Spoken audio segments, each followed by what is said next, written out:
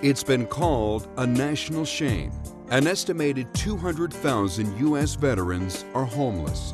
In Connecticut, as many as 3,000 veterans were homeless at one point last year, and experts believe the numbers are rising. I think that a lot of times when veterans are kind of sliding down the slope where things are spiraling out of control, they're less likely to reach out for help.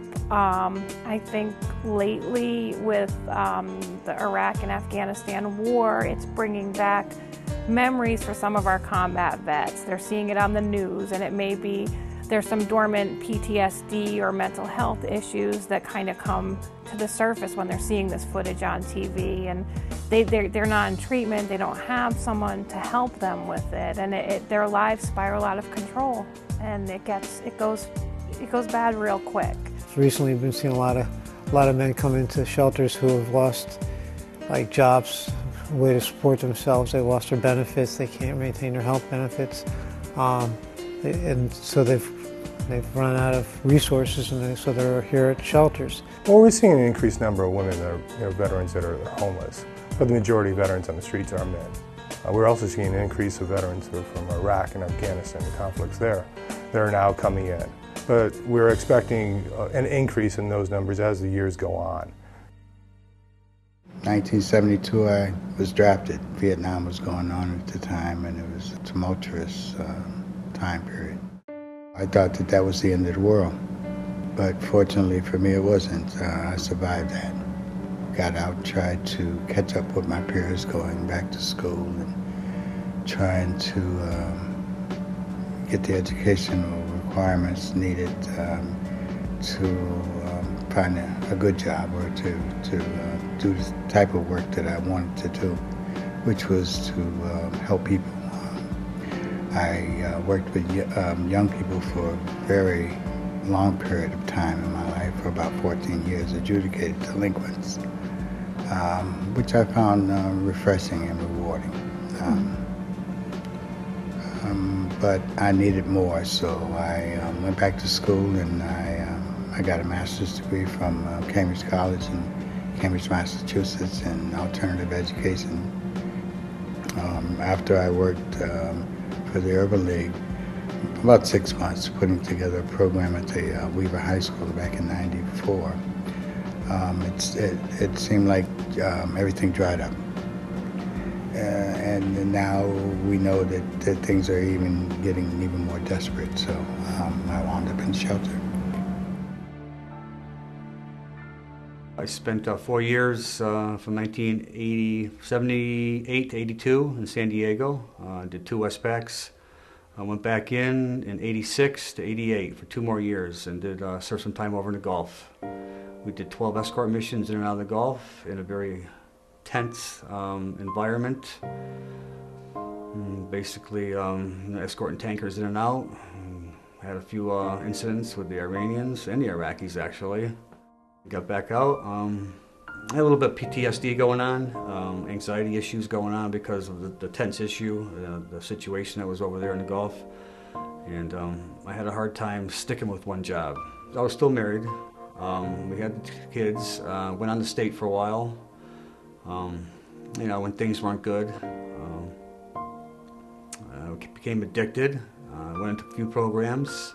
And back in, I want to say, '94 is when I actually got straight for 7 years. I did 7 years clean time, all the way up to 2000.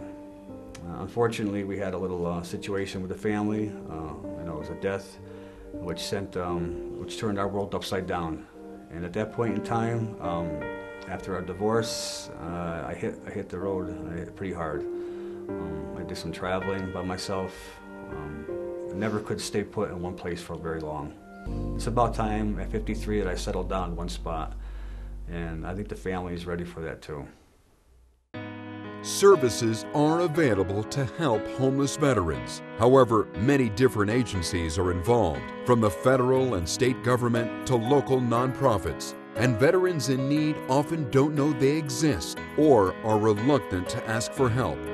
Fortunately, with the help of the Hartford Foundation for Public Giving, new collaborations are being formed to connect vets with housing and services that can help them lead independent, fulfilling lives.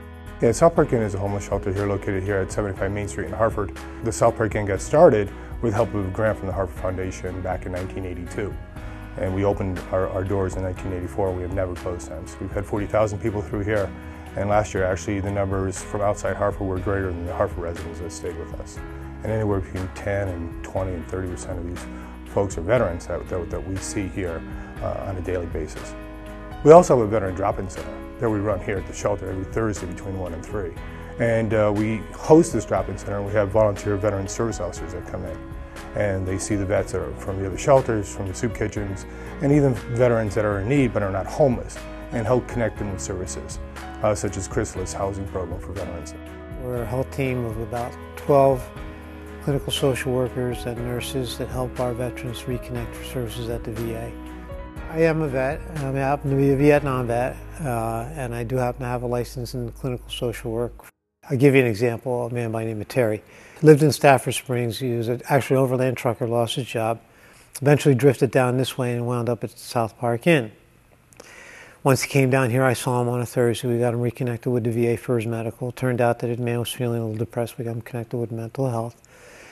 And we started trying to find some suitable, supportive, permanent housing for him. Then the Chrysalis folks came along and they said they just received a grant award from the Hartford Foundation for Public Giving, and I think they also have some HUD dollars that were going to go into it. And it turns out that he was going to be a good candidate for the Rockville location, which we went out to see, and he was encouraged by it because it would be a little closer to Stafford Springs so he could stay connected to a support group. And the partnership we have with South Park, Chrysalis, and now Rockville was going to work out quite nicely, in which case, you know, he's going to be placed there, and he's well on his way to road to recovery. Chrysalis helps veterans by helping them to secure safe, affordable housing independently. We work with them through the process of finding apartments, negotiating with landlords in several different towns, such as Hartford, Rocky Hill, Newington, Colchester, Rockville, to name a few of them.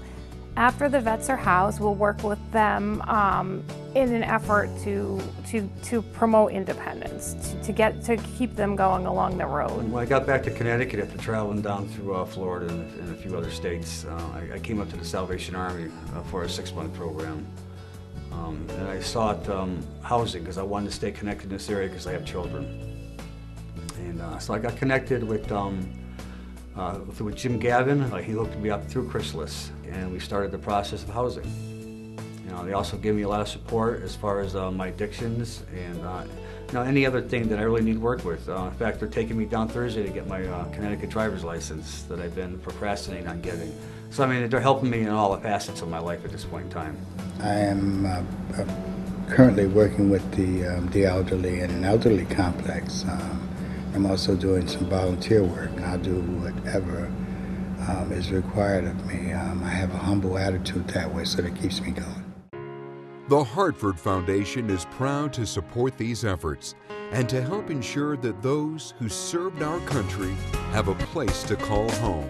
I really, really enjoy working with people in need. I love working with people with mental health diagnoses. I really can feel like I'm making a difference.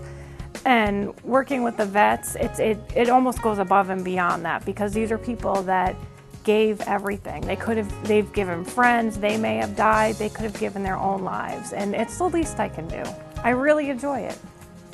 But when I do move into the apartment, I'll feel more at ease. I'll be able to come and go as I please. Much more freedom involved. More responsibility, which is a good thing. More structure, you know, as far as having to take care of the bills. I'll be able to go to the Y and work out at night, which is a big part of my recovery. You know, I'll be able to have family over, you know, which is a big part of my life too. We're going to need a lot more agencies like this that care for people, because as we see in the news, that people are losing their homes, they're losing jobs. So I am very grateful for folks that support agencies like this, and for the agencies themselves, and for people who are concerned about those that are less fortunate than themselves.